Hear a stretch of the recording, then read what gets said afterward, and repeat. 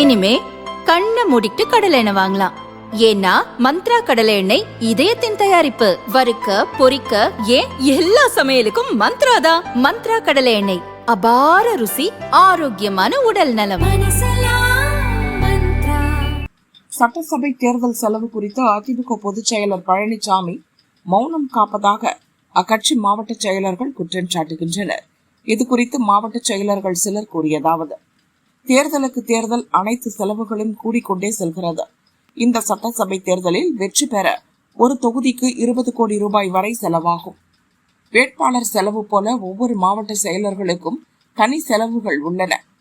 திமுகவை பொறுத்தவரை அமைச்சர்கள், மண்டல பொறுப்பாளர்கள் வாயிலாக எல்லா தொகுதிகளுக்கும் நிதி சென்றுவிட்டது.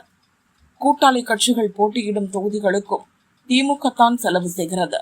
ஆனால் அதிமுகவில் அது குறித்து பழனிசாமி இன்னும் பேச்சை கொடுக்கவில்லை. கட்சி தலைமை அலுவலகத்தில் கடந்த 4ஆம் தேதி மாவட்ட செயலர்கள் கூட்டம் முடிந்த பின் சென்னை பசுமை வழிச்சாலையில் உள்ள தன் வீட்டுக்கு மாசேக்களை பழனிசாமி வரவழைத்தார். அவர்களை தனித்தனியே சந்தித்து ஆலோசனை நடத்தினார்.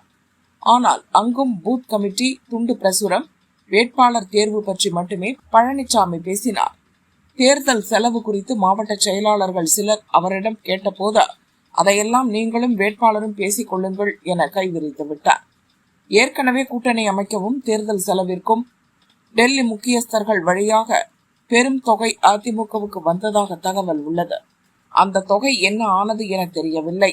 அது குறித்து சமீபத்தில் டெல்லி சென்ற பழனிசாமியிடம் பாரதிய ஜனதா மேலிடம் விசாரித்துள்ளது.